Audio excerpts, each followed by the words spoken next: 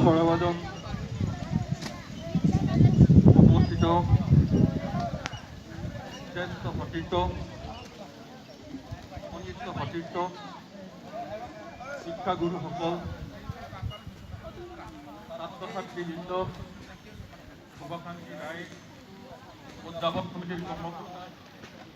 অভিৱৰ্তনা সমিতিৰ কৰ্মকৰ্তা আমি আজি